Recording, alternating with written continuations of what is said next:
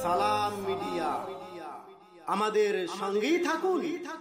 আসসালামু আলাইকুম ওয়া রাহমাতুল্লাহি ওয়া বারাকাতুহু।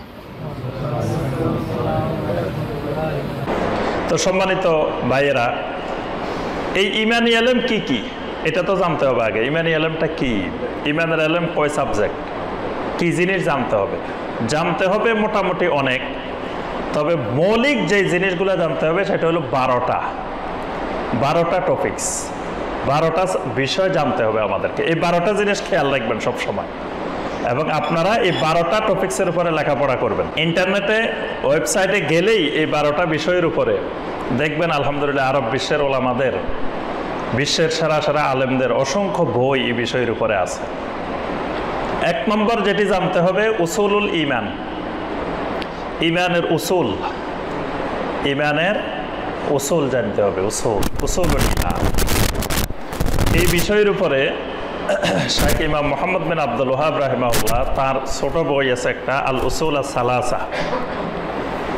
এরপরে এটার ব্যাখ্যা লিখেছেন শাইখ বিন বাজ রাহিমাহুল্লাহ, শাইখ মোহাম্মদ বিন সালেহ আল উসাইমিন রাহিমাহুল্লাহ। শাইখ উসাইমিন রাহিমাহুল্লাহর 168 পৃষ্ঠার বই এটার উপরে, ইমানের 3টা উসুল, উসুলুল ইমানের উপরে।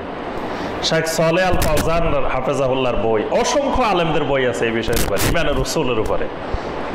কিন্তু ভারতীয় উপমহাদেশের কোনো আলেমদের আপনি উসুলুল ইমানের উপরে বই খুঁজে পাওয়া দুষ্কর, আমি খুঁজে পাইনি। ইমানের উসুল আচ্ছা আলোচনা করব আমরা, আর প্রশ্নোত্তরও থাকবে। 1 নম্বরে ইমানের উসুল। 2 নম্বর জানতে হবে আহকামুল ইমান, ইমানের আহকাম, মানে লা ইলাহা ইল্লাল্লাহ এটা স্বীকৃতি দিতে হইলে এর পিছনে 9টা শর্ত আছে। মানে এই 9টা শর্ত সহকারে কোনো ব্যক্তি যদি লা ইলাহা ইল্লাল্লাহ ঘোষণা দেয় সেই ঈমানদার। এই 9টা শর্তের একটা শর্ত অনুপস্থিত থাকলে সেই ঈমানদার না। এগুলোকে বলা হয় আহকামুল ঈমান বা শারাইতু শাহাদাতে আল্লাহ ইলাহা ইল্লাল্লাহ। মানে লা ইলাহা ইল্লাল্লাহ সাক্ষ্য দিতে হইলে এই শর্তগুলো লাগবে। 3 নম্বর আরকানুল ঈমান, ঈমানের আরকান আছে, 6টা ঈমানের রোকন আছে, ঈমানের রোকনগুলো সম্পর্কে জ্ঞান অর্জন করা। 4 নম্বর আরকানুল ইসলাম, ইসলামের 5টি আরকান আছে, ইসলামের আরকানগুলোর উপরে জ্ঞান অর্জন করা। 5 নম্বর নাওয়াকিদুল ঈমান, ঈমান নাওয়াকিদুল ঈমান ওয়াল ইসলাম, ঈমান এবং ইসলাম ভঙ্গকারী বিষয়। ঈমান ইসলাম ভেঙ্গেও যায়। ওযু করার পরে ওযু ভঙ্গের কতগুলো কারণ আছে, এগুলো ঘটলে ওযু চলে যায়। নামাজ ভঙ্গের কতগুলো কারণ আছে, এগুলো ঘটলে নামাজ ভেঙে যায়। সিয়াম ভঙ্গের কারণ আছে, রোজা ভেঙে যায়। এরকম প্রত্যেকটা ইবাদত কিন্তু ভাঙ্গার কারণ আছে। ঈমান ভাঙ্গারও কারণ আছে, ঈমানও ভাঙ্গি যায়। কিন্তু আমাদের এই উপমহাদেশে বা বাংলাদেশে কারো ঈমান ভাঙছে কোনোদিন শুনছেন? শোনা যায় না, আজ পর্যন্ত শোনা যায় না।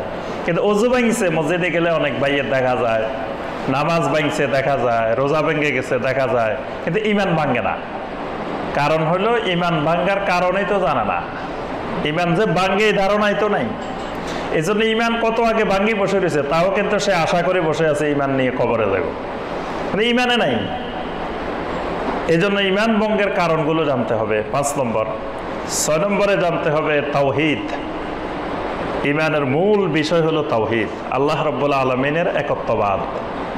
7 নম্বর জানতে হবে শিরক, তাওহীদের বিপরীত হলো শিরক, শিরকের মাধ্যমে তাওহীদ নষ্ট হয়ে যায়, এটা জানতে হবে।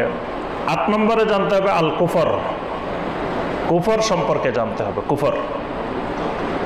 9 নম্বর জানতে হবে তাগুত, তাগুত এটা ঈমানের সাথে সম্পৃক্ত গুরুত্বপূর্ণ একটা বিষয়। আল্লাহ পাক এই পৃথিবীতে যত নবী পাঠাইছেন সব নবী তাগুত থেকে দূরে থাকার জন্য দাওয়াত দিয়েছেন।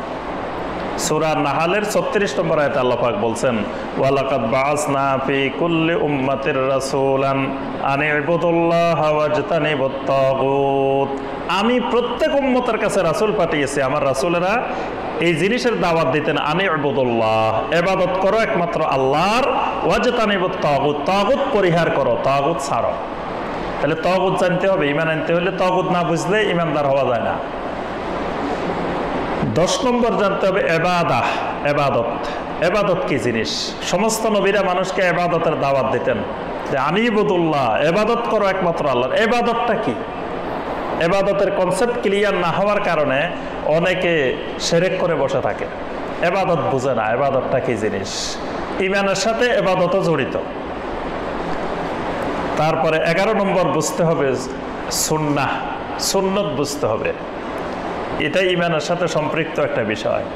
12 নম্বর বুঝতে হবে বেদাত, মানে সুন্নতের বিপরীত হলো বেদাত।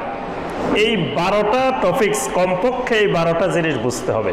এই 12টা জিনিস যিনি বুঝছে উনি ঈমান বুঝছেন, মোটামুটি উনি আকীদা, সহিহ আকীদা বুঝছেন। তাহলে এই 12টা জিনিস আমাদেরকে পড়াশোনা করবেন, খেয়াল রাখবেন।